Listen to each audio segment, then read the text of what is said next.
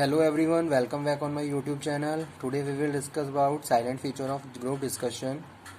Today topic is group discussion in the business communication. In the previous lecture we had discussed about group discussion and the key elements of group discussion we had discussed in previous lecture. Today topic is silent features of group discussion. Okay, let's start. First one is topic may be given to judge your public speaking and talent. First feature is group discussion is you have to provide a particular topic for your participants to analyze, to judge the speaking skills and communication skills of the participants. तो अगर हम GD conduct कर रहे हैं तो उसके पीछे हमारे कुछ पर्पस होते हैं. अब यहाँ पे सपोज हमारा यहाँ पे पर्पस क्या है, we have to analyse the communication of the participants. ठीक है, who is communicate very well, और कौन कितने अच्छे से कम्युनिकेशन कर रहा है, किसका कॉन्फिडेंस लेवल हाई है. इन सारी चीज़ों के लिए हम प्रॉपरली स्टडी कर रहे हैं और उसके लिए हमने जेडी कंडक्ट करा है. तो वो यहाँ पे हम बात कर रहे हैं टॉपिक में बी गिवन. आप क्या करोगे, जितने भी आपके पार्टिसिपेंट्स हैं आप उनको टॉपिक दे दोगे और वो लोग उन पे क्या है उस टॉपिक पे कम्युनिकेशन स्टार्ट करेंगे. Second one is discussion revolve around a specific subject. ठीक है, अब जो डिस्कशन हो रहा है, discussion is going on a specific subject. जो भी आपने टॉपिक असाइन किया है, that topic and that subject has to consider by the participants and it is ensure by the leader they have to communicate on a right track on the subject matter. ठीक है, ऐसा नहीं है कि आप track पे अलग जाके क्या है आप सब्जेक्ट से अलग जाके कम्युनिकेशन आपका स्टार्ट हो गया. कभी कभी ऐसा सिचुएशन ऐसी अराइज हो जाती है कि जितने भी पार्टिसिपेंट्स होते हैं वो कम्युनिकेशन करते करते किसी दूसरे ट्रैक पे ही पहुंच जाते हैं और जो मेन पिक्चर होती है जो या फिर जो मेन वे है कम्युनिकेशन और जीडी का वो टोटली चेंज हो जाता है. ठीक है, तो वो चीज़ यहाँ पे हम बात कर रहे हैं. Next one is the examine does not interfere once he announce the topic. ठीक है, तो जो भी एग्जामिनर है एक बार जब उसने टॉपिक असाइन किया है तो वो उनको बार बार क्या करेगा, डिस्टर्ब नहीं करेगा. ठीक है, ऐसा नहीं है कि आपने टॉपिक असाइन कर दिया फिर आप ही बीच में बार बार इन्वॉल्व हो रहे हो in the group discussion. You are a leader, you are a examiner. आप एग्जामिन कर रहे हो अपने पार्टिसिपेंट्स को, जहां आप ये स्टडी कर रहे हो उनका कम्युनिकेशन स्किल्स कैसा है, उनका कॉन्फिडेंस लेवल कितना है, कितने फ्लुएंसी के साथ वो कम्युनिकेट कर रहे हैं. तो वो यहाँ पे हम बात कर रहे हैं the examiner does not interfere once he announce the topic. उस केस में क्या है, फिर क्या है, जब आपने टॉपिक असाइन कर दिया तो आपके जितने भी पार्टिसिपेंट्स हैं 8-10 वो क्या करेंगे, कम्युनिकेशन शुरू कर देंगे. आप उन्हें डिस्टर्ब नहीं करेंगे बार बार. ठीक है, तो वो चीज़ यहाँ पे लिखी हुई है. Next one is maintain cordial and free expression of thought and opinions. Communication is going on freely. cordially you have to communicate. If you are going to be participate in the group discussion, you have to make a courteously you have to communicate to other one. ठीक है, free expression of thought and opinions. You have to present your opinions, your thought on a topic which is assigned by the examiner. ठीक है, next one is listen to other participants actively and carefully.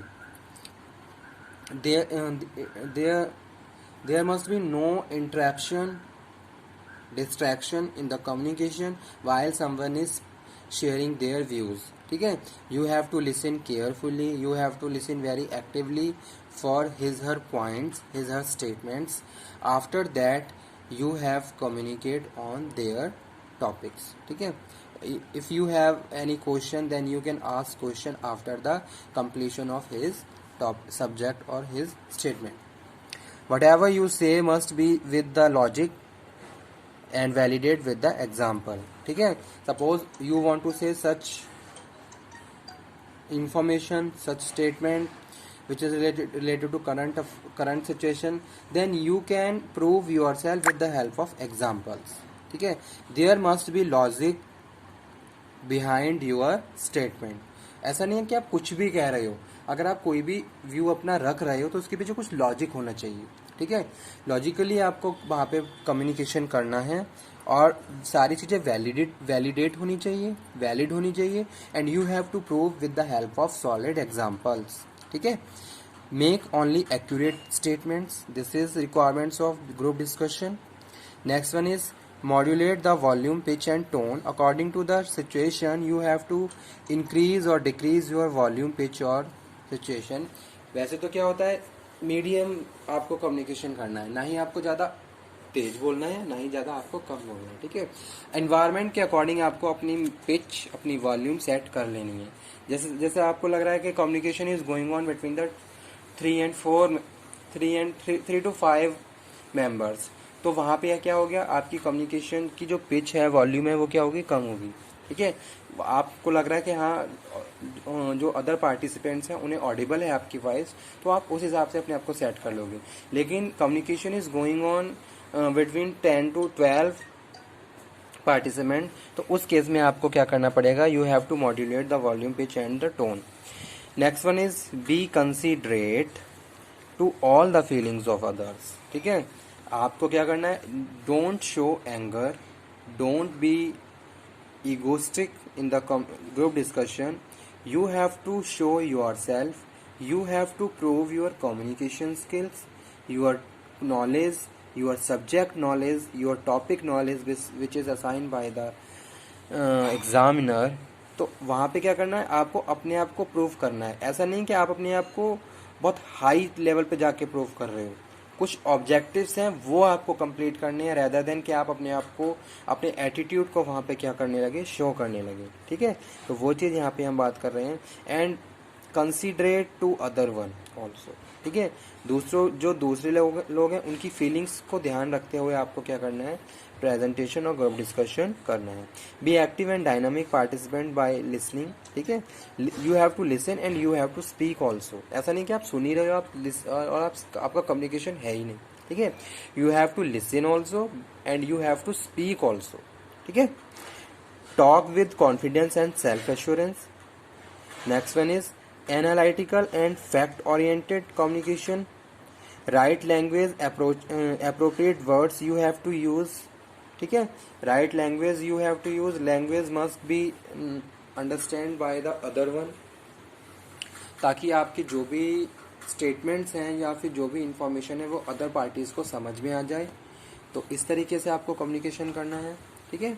तो ये थे कुछ salient features of group discussion के जो मैंने आप लोगों के साथ डिस्कस करे. ठीक है.